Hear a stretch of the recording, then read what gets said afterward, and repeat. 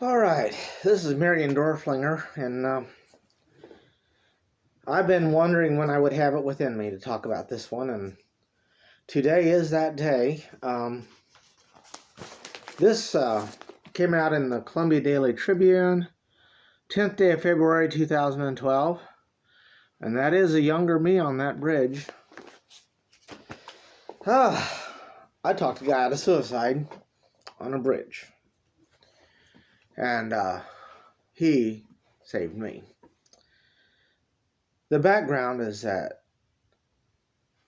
when I got my divorce in 2007, I was just overwhelmed with feelings of failure and guilt. Like, I didn't take care of my family.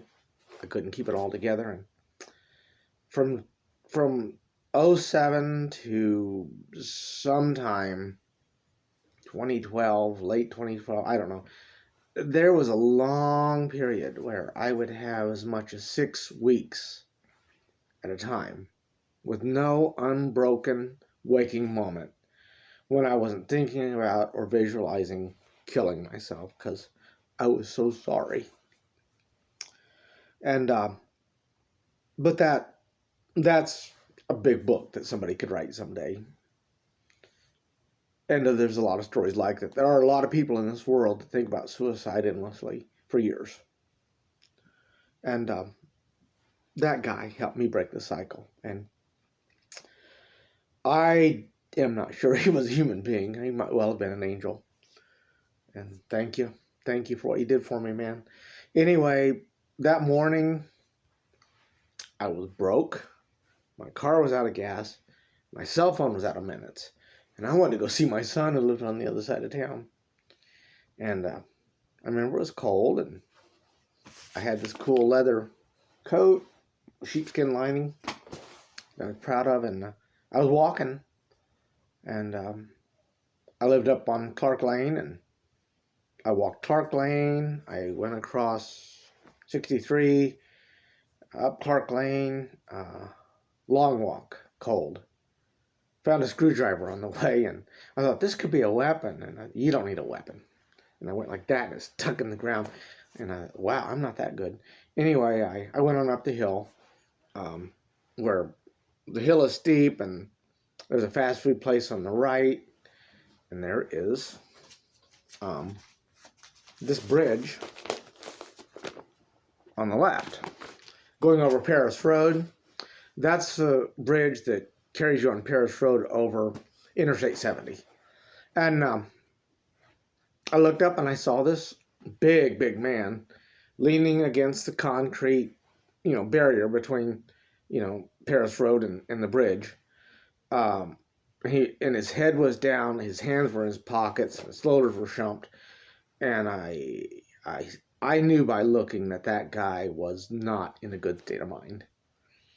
And I knew that he could well be dangerous, but something inside said, walk right by him anyway. And I did. And when I got even, he looked up and we made eye contact. And he said something I have never heard anybody ask me, would you happen to have a belt? And I just had this reflex. I just unbuckled my belt and handed it to him. Well, he was 3 times my size, and I said, I hope that belt holds up your pants. You say stupid things in moments like that. And he said, this isn't for holding up my pants. And right then, I felt what you might call a Holy Spirit moment, like something bigger and more powerful than me came and said, we're going to work on this. I'm going to help you. This guy needs what you got to give, man. And I looked him in the eye and I said, what's it for? He didn't answer. And I said, are you going to strangle somebody with it? And he didn't answer. And I knew that if I broke eye contact before he did, he was going to do something terrible, and I wouldn't be able to stop him. So I held eye contact with that guy in an incredibly long time. That was scary. And he finally looked away. And he's kind of hung his head. And I thought, if I stand here and talk to him, I'll never know. But if I pretend to walk away and take 4 steps and look back, I'll know what this is about.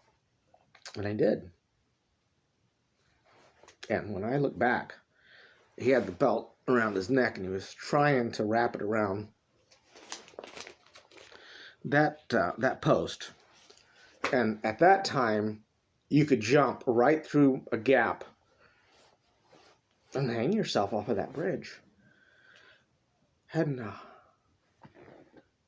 I said, God, I'm going to go back there and talk to that guy. And he's big enough to kill me with one blow. And if he really wants to die and I'm in the way, he's do it. But he ain't dying alone today. And I can't let you do this, man. I can't watch you do this. You don't have to watch, walk away. I said, all right, you got me. I can't walk away. I'm just going to have to be here and watch you do it. But can I talk to you a little bit first? And he was trying to tie that belt and really, you know, he this much belt around his neck and that much belt. There was no way he could tie it to that. It wasn't going to work physically. He didn't have enough length. But he was in a suicidal state of mind. And before I started talking, I looked at his hands. And you know, there are those people who have hands that say, that guy should be a piano player. Those hands were so long and fine, and those fingers were manicured, and that guy had piano player hands. And you know what I thought? I remembered when my babies were born, and after we looked at everything else, we looked at their hands. And I knew that his mother looked at those hands on the day he was born, and she said, my boy's going to do great things. And I said, his mother's not here to love him. I'm going to love him in her place. And I just started making shit up. And I knew that if I repeated myself one time, it was all over. He was going to find a way to die. I just kept saying bullshit. I just bullshitted the guy. Keep coming up with one story after another, one question after another. I just kept talking. And he'd lose interest and start messing with him. And I just changed the subject. And I kept asking him questions. You know, you don't have to do it now. Let's take a walk, buy a cup of coffee, talk about it. He just kept losing interest and going back and forth until I said, do you have any pets at home that nobody would take care of if you weren't there? And he took the belt and he handed it back to me, leaned back against the bridge, slumped his shoulders and hung his head. And I wrapped that belt. I put that belt on as fast as I could. Got up to this business that overlooked that bridge, and I walked in, found the manager, and I said, see that guy out the window on the bridge? He wants to kill himself. If you'll call help, I'm going to stand and watch. If he walks away, I'm going to follow him. You look at me and remember what I look like. You describe me to the cops, and I'm going to try to save that guy if I can. And I've never wanted to see a cop show up that bad before. I prayed for the cops to come up, and I prayed the cops to get it right, not provoke him and kill him. And I waited long, and all of a sudden there was a cop car there. And these two cops got out, and they like joking and laughing, like jaunty, and like two older brothers walking up to their little brother. And they stood on either side of that guy, and they talked to him forever. And they just reached over and patted his pockets to make sure and they talked and talked and talked and talked and talked. And finally he shrugged, and they didn't put handcuffs, they didn't roughhouse it. They just politely opened the door, he got in, and they went off, assumably, I don't know, I can't say words all the time. I assumed that they were taking him to get help. But it wouldn't surprise me if they took him somewhere and he vanished because he wasn't human. And I say that because I never thought about suicide enough to do it again after that day. And all three of them, when I didn't want this story to be about, I wanted, the cops were getting a lot of bad press in 2012. And I thought, they got something right this time. And I walked in the newspaper office and I said, you need to write something good about the cops. They got something right that need to be reported. And I gave the guy the story, and he wrote a good story. It was really, you know, praising of the cops, and it was great. And one of the two police officers, a year before, a man had been on a bridge contemplating suicide, and he tasered the guy, and he fell off the bridge and died. And that caused the Columbia Police Department to have training on how to talk to these kinds of not mentally balanced individuals. And the guy that tasered the guy that died was the first cop to get the training and to get into the training course. And he was there to talk the guy down. I didn't know that at the time. I didn't know until it came out in this. But anyway, I said, please, please, please don't make this about me. But the thing was, for whatever reason, the newspaper people called me and said, we want to take your picture with the cops. And I got there, and the cops weren't there. And he said, well, this is more about you anyway. And I just felt like, well, I guess it's okay. And they took my picture. And because this picture came out, all three of my kids, and I had some distance between me and my kids because, I went through a bad time in the 90s when I